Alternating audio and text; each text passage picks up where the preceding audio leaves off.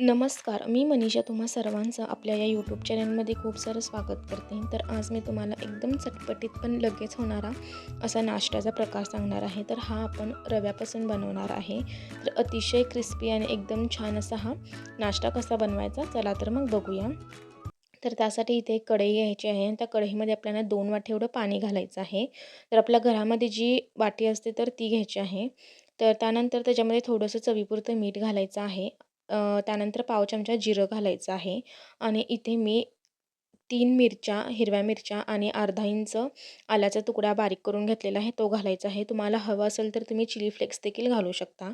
त्यानंतर इथे आपल्याला थोडीशी कोथिंबीर घालायची आहे आणि ह्याच्यामध्ये आपल्याला पाव चमचा एवढी जिरे पावडर घालायची आहे आणि आता आपल्याला गॅसची फ्लेम ही हाय करायची आहे आणि ह्याला एक छान एक उकळी काढून घ्यायची आहे. ह्याला छान उकळी आली की आपल्याला हे व्यवस्थित मिक्स करून घ्यायचं आहे आणि आता गॅसची फ्लेम ही आपल्याला मीडियम करायची आहे आणि ज्या वाटीने आपण पाणी मेजर केलेलं असतं तर त्याच वाटीने आपल्याला इथे 1 वाटी एवढा रवा घ्यायचा आहे आणि हा आपल्याला ह्या पाण्यामध्ये घालायचा आहे. इथे हा रवा घालेल तसं आपल्याला हे हलवत राहायचं आहे, नाहीतर त्याच्यामध्ये गुठळ्या तयार होऊ शकतात. त्यामुळे आपल्याला लगेचच हलवायचं आहे.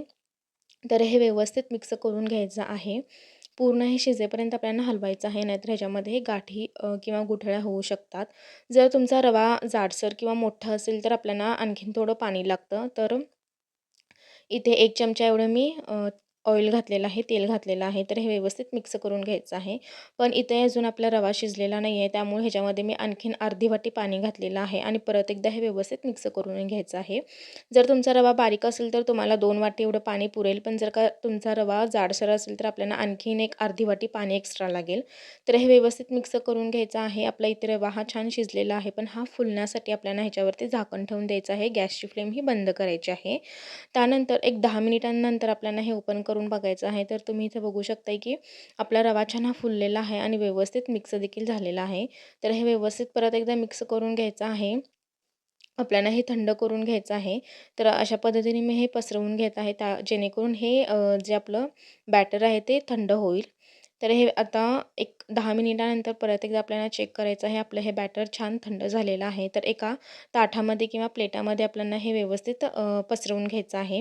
ह्याच्यामध्ये घालून घ्यायचं आहे आणि त्यानंतर आपल्याला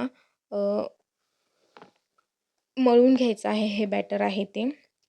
तर त्यासाठी आपल्याला हाताला थोडंसं तेल लावून घ्यायचं आहे, जेणेकरून ते आपल्याला चिकटणार नाही हाताला.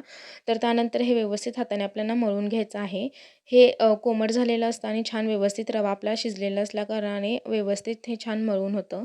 तर मळून झाल्यानंतर आपल्याला एक छोट्या-छोट्या आकाराचे वडे करून घ्यायचं आहे. जर मेदूवडे जसे असतात तशा पद्धतीने आपल्याला इथे मध्ये छोटंसं होल करायचं आहे.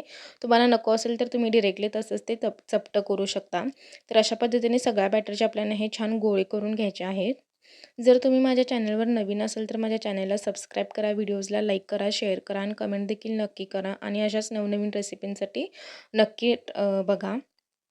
तर आपल्याला ते सगळे वडे तळून घ्यायचे आहेत. त्यासाठी तेल गरम करून घ्यायचं आहे. तेल गरम झालेलं आहे की नाही हे चेक करण्यासाठी छोटासा आपल्याला गोळा ह्याच्यामध्ये घालायचा आहे. अशा पद्धतीने बबल्स आले की समजायचं आपलं तेल गरम झालेलं आहे. तर आता गॅसची फ्लेम ही मीडियम ठेवायची आहे आणि आपले हे वडे आहेत ते ह्या तेलामध्ये सोडून द्यायचे आहेत. तर मीडियम टू हाय फ्लेमवरती आपल्याला हे सगळे वडे आहेत ते तळून घ्यायचे आहेत.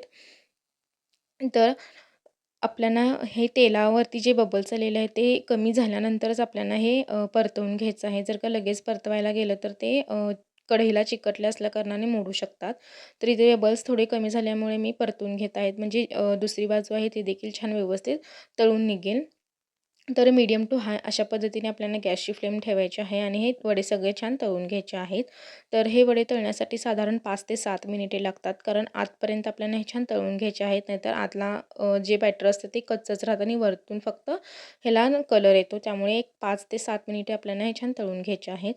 तर हे व्यवस्थित आपल्याला परतून घ्यायचं आहे. 2 ते 3 वेळा आपल्याला वर खाली करायचं आहे, जेणेकरून दोन्ही साईडला हे व्यवस्थित छान तळले जाईल. तर साधारण एक 5 मिनिटानंतर आपल्या ह्या वड्याला छान असा कलर आलेला आहे, गोल्डन कलर आलेला आहे आणि हे वडे आपले छान क्रिस्पी देखील झालेले आहेत. तर अशा पद्धतीने अगदी सोपी आणि कमी साहित्यामध्ये होणारी ही रेसिपी आहे. तर तुम्ही ही रेसिपी एकदा नक्की ट्राय करा आणि मला कमेंटमध्ये नक्की कळवा की ह्या रेसिपीची टेस्ट किंवा ह्या वड्यांची टेस्ट कशी वाटली आणि ही रेसिपी तुम्हाला कशी वाटली. तर हा व्हिडिओ बघितल्याबद्दल धन्यवाद. ह्या व्हिडिओला नक्की लाईक करा, शेअर करा आणि कमेंट देखील नक्की करा. थँक्यू.